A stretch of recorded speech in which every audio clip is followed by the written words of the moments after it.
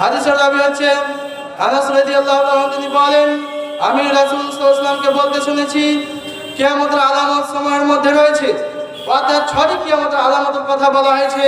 তার মধ্যে আপনাকে একটা বলি, যেহেতু টাইম আমার কম রয়েছে। 3 নম্বরে রাসূল সাল্লাল্লাহু আলাইহি ওয়াসাল্লাম বলছেন ওয়ায়াকসুল জেনা, ব্যভিচারী বেশি হবে, অর্থাৎ জেনাকারী বেড়ে যাবে। জেনা সর্বোচ্চ 3 জায়গাতে বেশি বেশি হয়। নাম্বার 1 জালসাতে বেশি জেনা হয়। নাম্বার 2 বিয়ে বাড়িতে বেশি জেনা হয়। নাম্বার 3 স্কুল কলেজে জেনা বেশি হয়। এখন আপনি আমাকে প্রশ্ন করতে বলেন যে জালসাতে কিভাবে জেনা হতে পারে? আমি আপনাকে বলছি জালসাতে কেন জেনা হয়। আপনি দেখবেন জালসাতে অনেক মেলা বসানো হয়, এই জালসাতে মহিলা বেপরদা হয়ে চলাফেরা করে, এই জালসাতে নেশাদ্রব্য বিক্রি করা হয়। এটাই যদি জালসা হয় তাহলে জালসা কোথায়?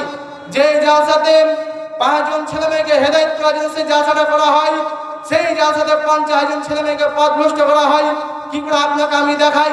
আপনার গ্রামে 5 জন ছেলে যে ডেলিগেট খাওয়ার পর আপনি যে নেশাদ্রব্য দোকানকে বসিয়েছেন, ডেলিগেট খাওয়ার পর ওই 5টা ছেলে, আপনার ওই ছেলেগুলো কি করে? ডেলিগেট খেয়ে আবার নেশাদ্রব্য দোকানে যে বেরি খায়, সিগারেট টানে, এই নেশাদ্রব্য পান করে, তাহলে এটা কিসের জালসা হলো? আপনার মেয়ে বেপরদা হয়ে চলাফেরা করেন, এটা আবার কিসের জালসা? এটা জালসা নয়, এগুলো যে একটা মেলার অনুষ্ঠান, এগুলোকে আমাদের পরিত্যাগ করতে হবে। রাসূল সাল্লাল্লাহু আলাইহি ওয়াসাল্লাম বলেছেন এগুলো একটা কিয়ামতের আলামত। যখন দেখবেন জেনা বেড়ে যাবে, আর এই বিরুদ্ধে আমাদের জেনা অনেক বেড়ে গেছে, এই জন্য রাসূল সাল্লাল্লাহু আলাইহি ওয়াসাল্লাম বলছেন কিয়ামতের আলামত, অর্থাৎ জেনাকারী বেশি হবে। বিয়ে বাড়িতে জেনা হয় কেন বললাম? আমি শর্টকাটে বলার চেষ্টা করছি। যে বিয়ে বাড়িতে জেনা হয়, একটা প্যান্ডেলে মহিলা পুরুষ এক জায়গাতে খাওয়ানো হয়।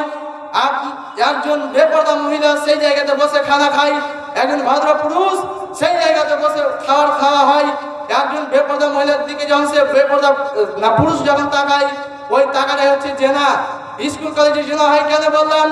একই ঘরে একই জায়গায় একদিকে বেঞ্চে ছেলে একদিকে বেঞ্চে মেয়ে, আপনার মেয়ে বেপরদা স্কুলে যায়, আর অন্যজন আপনার ছেলে আপনার মেয়ের দিকে বেপরদা নজরের দিকে তাকায়, বেপরদা চেহারার দিকে তাকায়, এটা হচ্ছে জেনা।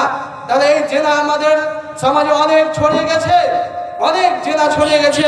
জালসাতে জেনা হয় কিভাবে আপনাকে বুঝাই? এই জালসার দোকানকে আমাদেরকে পরিত্যাগ করতে হবে, মেলাকে আমাদের উঠিয়ে দিতে হবে, নচেত এগুলো সব কিয়ামতের আলামত।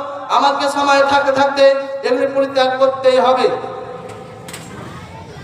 আল্লাহ তাআলা একটি আয়াতের মধ্যে বলছেন, সূরা রহমান 1-4 আয়াতের মধ্যে